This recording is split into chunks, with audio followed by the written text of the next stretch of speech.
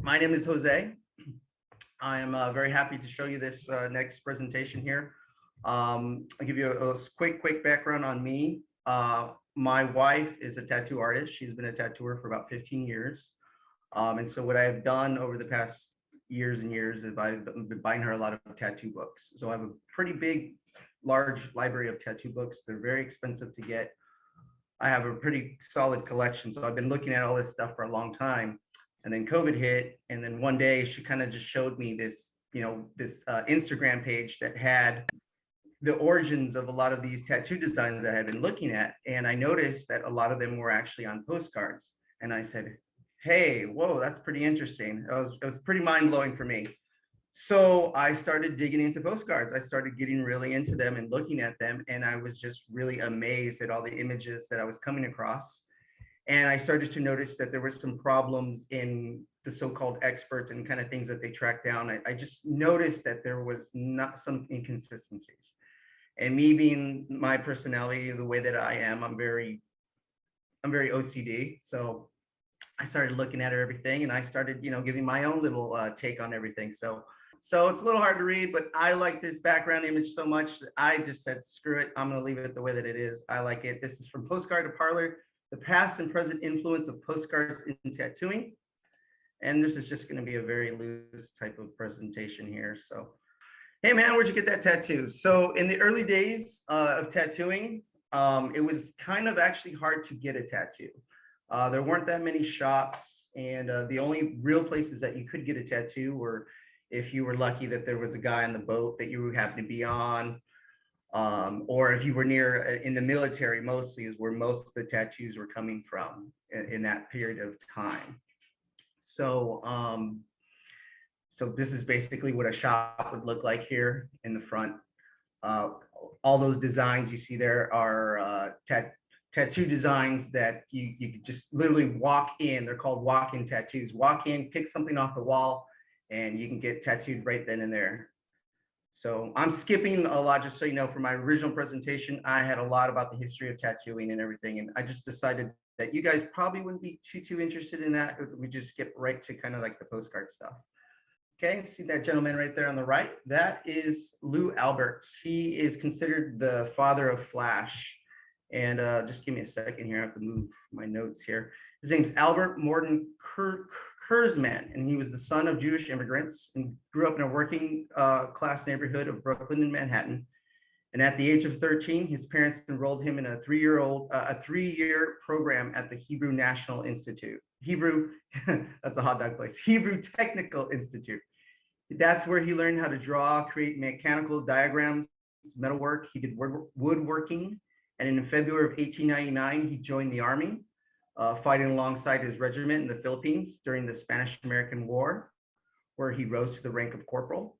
And it was said that at the time he was not happy with the quality of available tattoo designs in the American portfolio, which led him to create a new and improved images.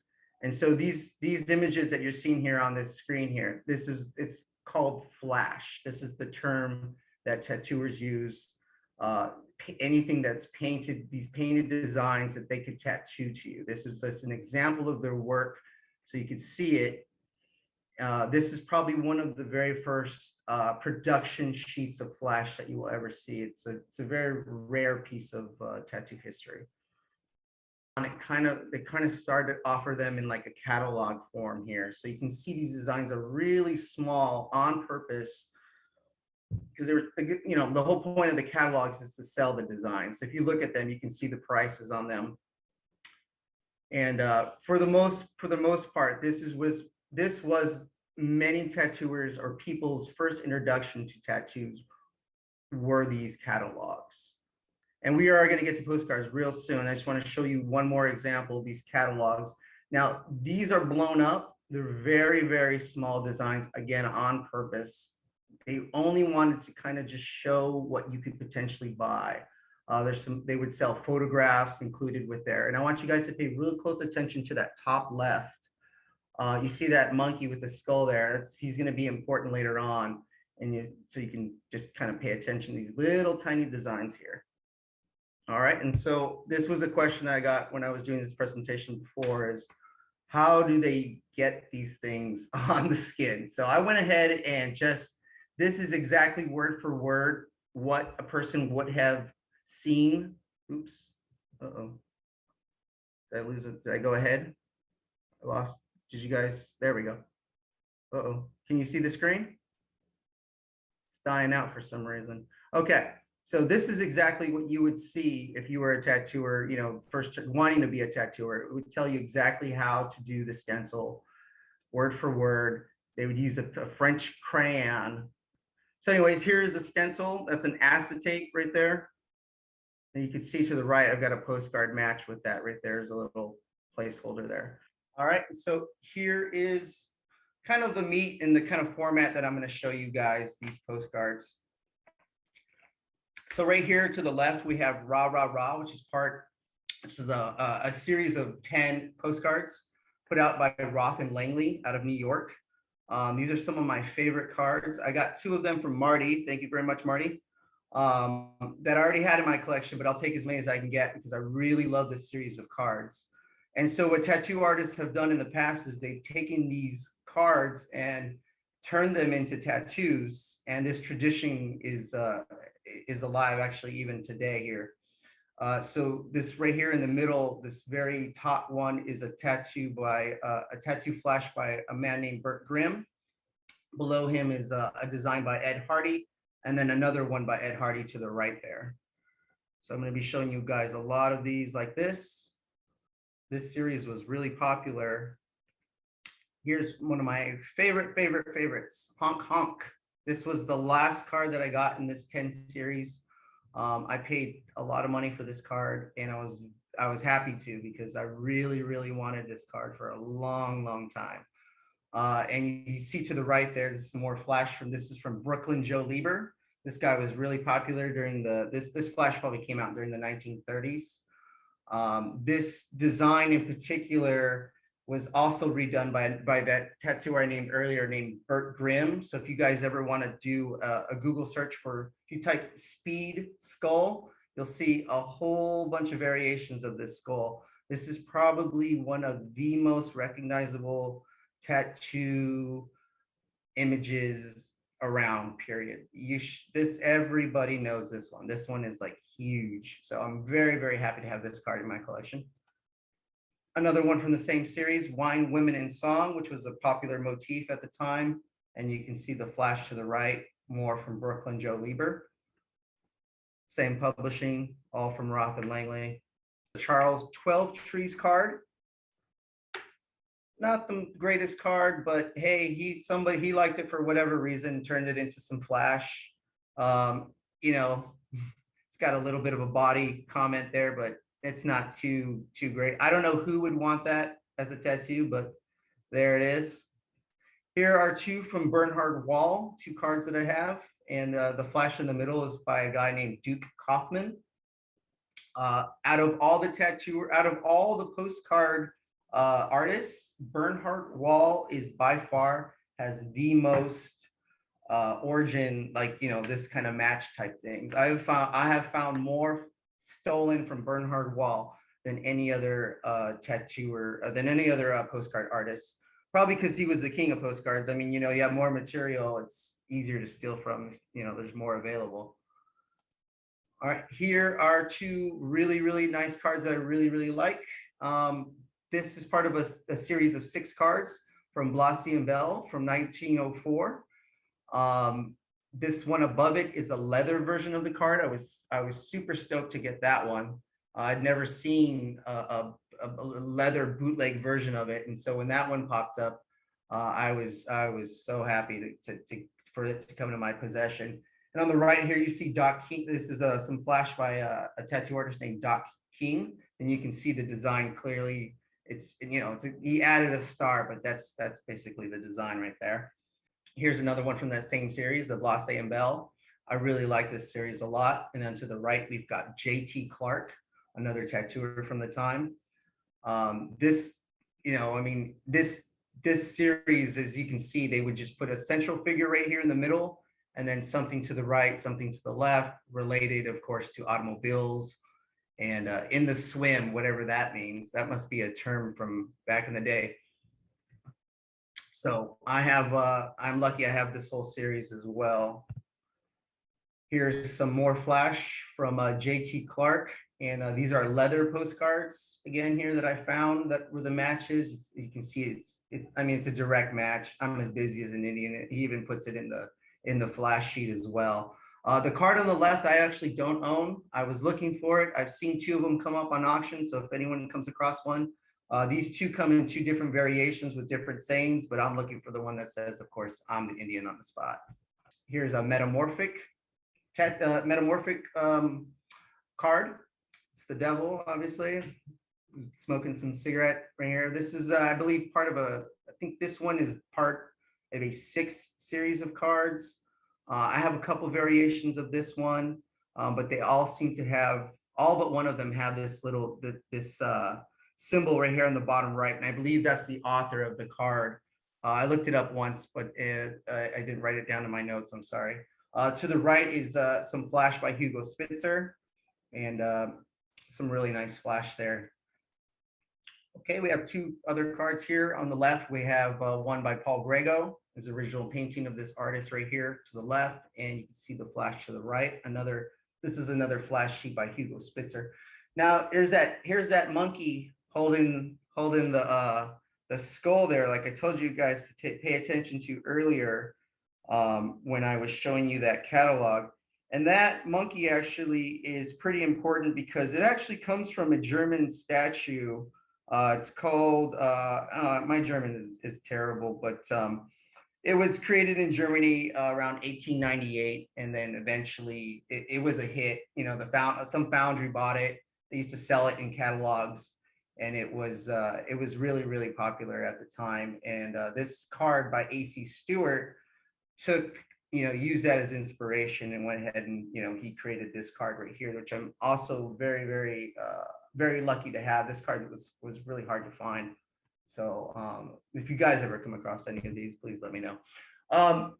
Here are some cards, two variations here. You can see there's actually a third one, but I decided to not include it because I think you get the idea here. This is by Richard Stein from around 1905. He did the original painting. And as far as my research goes on the internet, they say this card is pretty rare. I have 2 of them, so I'm lucky. And the other one that I've seen, the only other one I've seen that has the full body like this painting right here is in a museum. So I feel very lucky to have 2 of them. To the right is some flash by, he's known as the greatest German tattoo artist, traditional artist. His name is Christian Warlich. And that's some flash by him on the right there. Here's another one by Christian Warlich on the right. And on the left is my Tito Corbella card. He was an Italian postcard artist. And I really like this card. It was also hard to find, and I got lucky. I think I found this one in France, some seller in France. But here's some classic Christian Warlich flash on the right here. Here's the card that you saw in the newsletter. There are 3 different versions of this card. It's by Frederick Earl Christie. This was the first kind of tattoo flash match that I found that really kind of sparked this whole thing off for me. I was super excited to find this.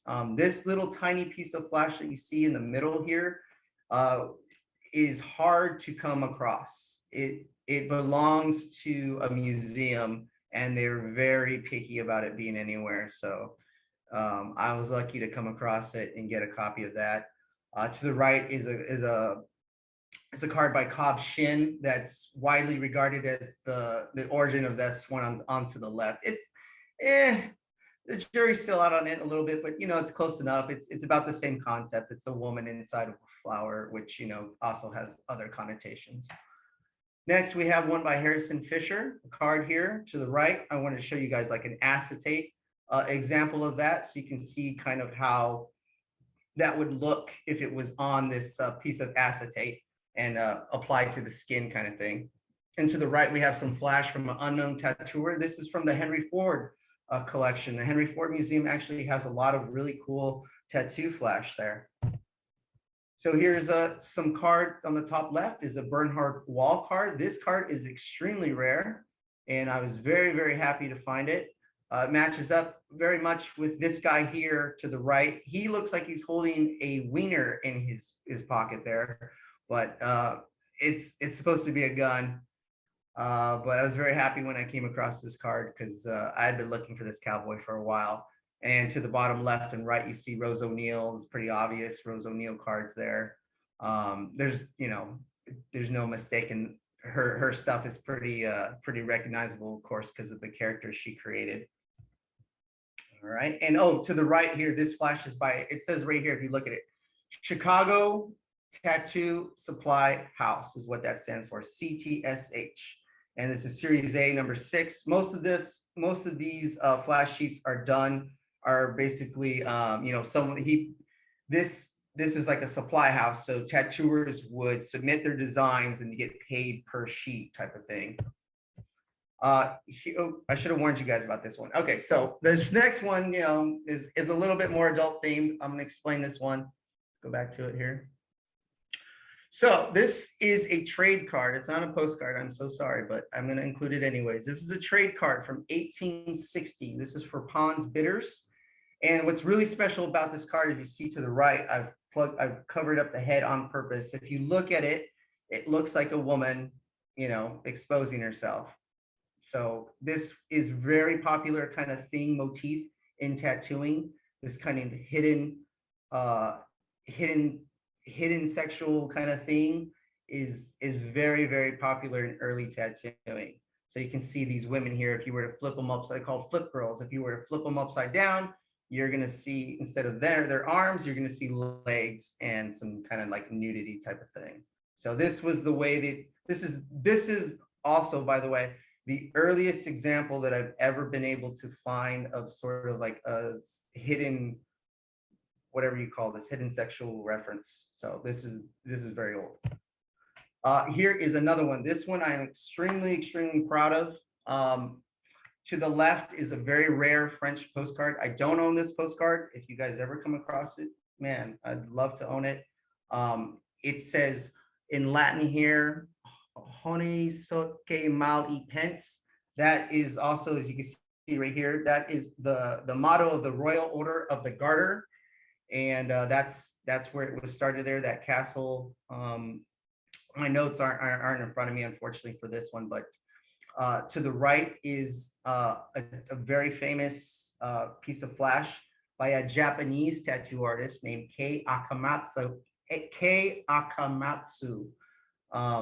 And if you look at it, of course, it's a flip girl inside of an egg.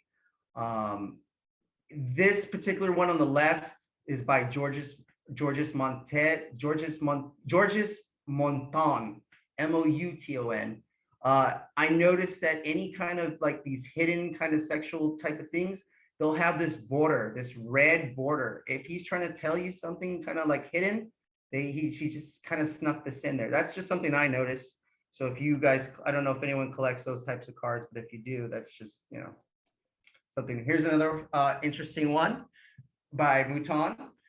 This is also another one I'm very proud of. I do not own this card as well. Same sort of thing. I've been looking for it. It says something in French here. "Decidedly, I must call the doctor. I am too short of breath." Now, I don't know exactly what that means, but if somebody might afterwards explain it to me, feel more than welcome to. This flash on the right is by Joseph Hartley. It's some early 1900s. It's from England. When I showed the tattoo community this one, they flipped their wig on this one, because people have been looking for this for a long time, and I was very lucky to find it. I found it in a museum. I don't even remember which museum, but I found it in a museum. Here's another card I'm very happy that I own. This is by Samuel Goldring, and this card comes from 1909. The same year, this is a song, a very popular song at the time, "My Wife's Gone to the Country." I've seen that same motif on other cards before, and I actually found a recording of it, so I'll try to play it. I'm not sure if you guys will hear it, but I'm going to play it, and then you can see if you flip it upside down here. I'll just play a minute of it. I'm not sure if you can hear it, but I'll just play a couple seconds.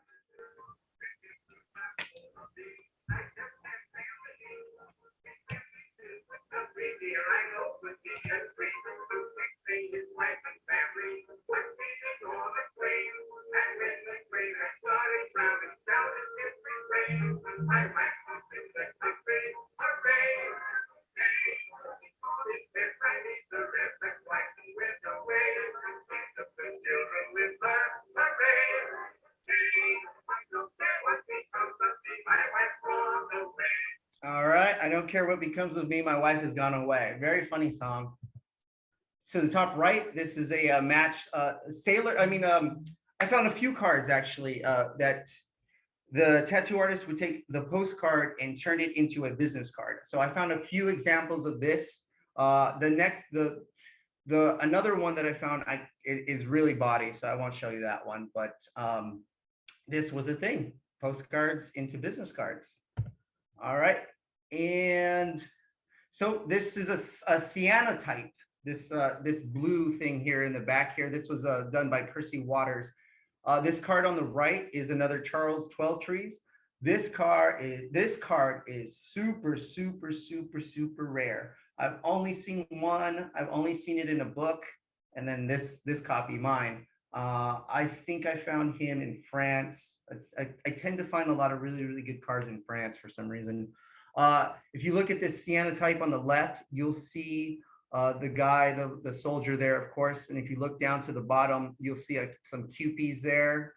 There are a few more designs in here that you might recognize as we keep going on a little bit more here. Here's another mechanical card that's rare in itself that I'm lucky that I've got right here to the left. The middle top sheet and the bottom top sheet are both by this guy named by Professor Zeiss. He would put out these types of outlines and these type of supply catalogs as well. Very popular. One of my favorite supply catalogs is the Zeiss stuff. I really like it. This card's very rare. I love this card. I think most of you might have seen this one on the left. It's a pretty popular Charles Twelvetrees card. Here's Bernhard Walls. Here's something funny that I noticed. The flash in the middle is some more from Percy Waters. You're starting to see some of these characters. I imagine you guys are starting to recognize them now. You can see them here. What I think is interesting about the card, and he's more of a Mexican on the right, and now he's been Americanized. He just chopped off that little tip there. So he's a cowboy now. He's not a caballero. So I think that was interesting. Kind of like how things are just kind of morphed, and people just, hey, I'll just take this little piece here and put what I want. All right, so that's some more cards there. Another Rose O'Neil on the bottom. I'm sure you guys know. Here we have Evelyn Nesbit, which was the source of this by Charles Gibson. Is very famous, the Eternal Question. I'm sure all of you are familiar with this. I imagine you guys are familiar with Evelyn Nesbit and who she is and her history. This was used a lot in tattooing. This motif on the right is by Gus Wagner, one of my favorite tattooers. If you look at it, this whole question mark with the braided hair thing shows up a lot in tattooing and catalogs and still used today. Here's some a drawing that I found by Frederick Remington. So first I found first I found the postcard, and then I came across the flash right here on the right. This is a really this flash in particular is by, oh man, who is this one by? Oh, where did I get this one from? This is from the Liberty Boys. They're called the Liberty Boys out of Boston, Massachusetts. And so I found this card, and then I took it a further, I wanted to look backwards to see if it came from anywhere else. And sure enough, this card came from a drawing that came out in 1898 by Frederick Remington there. So I really like this card. I haven't been able to find another one like it. Thing I really noticed, I noticed about this flash versus the flash versus the postcard is that second leg. You see how on the flash, the leg goes all the way down and wraps up. It's kind of, it's kind of silly and doesn't make any sense. So I was showing this to tattooers and they noticed that too. And they'd always wondered about that leg. And so it's kind of nice to show them the postcard so they can see how or why something was done that way, if it was a mistake or if it was, you know, the original artist's intention, and that's just what it was. So that's an interesting for me and for them as well. Here is one of my absolute favorite cards that I have. It's very, very rare, so rare that there's only one book on Charles Schwab trees. It's so rare, this card, that it's not even in the book. So when I found it, I immediately tried to get a hold of the author of the book, and unfortunately found out that he had passed, so he didn't get a chance to see this card. But I did speak to his son and showed him this kind of thing, and he was kind of amazed too that I was able to find all of these things. 12 Trees is another one of he's the second most used artist when it comes to postcards and tattoos. To the right is one of the most famous tattooers of all time. His name is Sailor Jerry. Obviously, tattooers, same kind of situation. They had always wondered about this design. It didn't make any sense to them until I showed them the card, which now it makes sense. I am somber. It's a pun, so it's pretty funny. And this is where we get to the present day of tattooing. So since I've been doing this since last year, people have been noticing postcards a lot more, and they're starting to tattoo some of more of these classic designs. Here's a tattooed version of them, as you can see. And they're using my flash that I'm showing, I mean, my postcards that I'm showing them, and turning them into new kind of it's called like a neo-traditional flash. And they're using these postcards as their source material now, even now, this is current. And so I had one tattooer do this whole sheet. Now, every one of these designs on here that you see are basically designs that I have found the origin from on my page, and she has gone ahead and started to, so Mimi's Super Classics redrawn by, and that's her name, that's her tattoo name right there. So this is the kind of the present day of tattooing, is that they're looking back at, you know, these postcards, and they are, you know, using them now to create designs, and they are it's happening, it's a hip thing. So that's all I'm going to show you for right now. I have a lot more, but I don't want to keep, you know, it's like one after another. It's like I've got tons and tons of these. So, but that's it for part one. So I hope you guys enjoyed it. And if you guys have any questions, please let it rip. Oh, that was great. Thank you so much for that. I very much enjoyed that. Thank you. Oh, I'm glad you guys liked it. I really liked it. Thank you. So Mark was asking the question first. He wanted to know, are there instances which artists design their tattoos first and transfer to postcards later? Or did they always start on the postcards and then move to the tattoo world subsequently? Yeah, I think it's the latter, Mark. Mm-hmm. Yeah, I doubt they were. Yeah, I don't think that was how it was happening. They were more of, you know, and then I imagine the situations came where people brought them postcards. Hey, I want this, you know, yeah, as their, because it's like analog Instagram back in the day, right? This is is what they have. Is your wife open to getting postcards? Is my wife open to getting postcards? Somebody bringing in a postcard and then she designs it from there? Oh, yeah, I don't see why not. Of course. Yeah. If you want a postcard tattooed on you, I'm sure that's fine. Yeah, we actually, by the way, we very proud and happy to say that we've just legally opened up a tattoo shop in a city that does not like tattooing, has not permitted another tattoo shops for 42 years. So if you guys do want to get your postcard tattooed onto you, just let me know. So then, yeah, someone wrote that the honey K mal e pence is French, not Latin. Yes. Is oni is not honey. There is no H. Is oni qui mal y pense. Yeah, thank you so much. I can already tell. Welcome. So much better that way. Yes. So much better. Thank you for that. The Evelyn that was pictured, that's Evelyn Nesbitt. Yes. Exactly. Yes, that's an interesting person. If you don't know anything about her, you should check it out. Her life was amazing. Oh, someone researched the history of In the Swim. Yeah, I'd love to hear that. Well, Jose, is there any chance you can show us that postcard again, Sure. where the fellow has the expression in the swim? Because I want to see if this makes sense, actually. Yeah, sure. Let me, While you're doing that, I was very interested in that expression because I'm not sure if anybody else recognizes the expression in the swim in today's English, but I researched it, and it means, well, according to this this website I'm looking up, in the mid to late 19th century, it means that you were either, you were aware of current affairs or events, but even more so, quote unquote, a man is said to be in the swim when any piece of good fortune has happened or seems likely to happen to him. So nice. That's a cool one. does that make sense with respect to this postcard, Jose? Yeah, it makes it, well, it means it makes sense in an ironic way, I would say, based on the skull.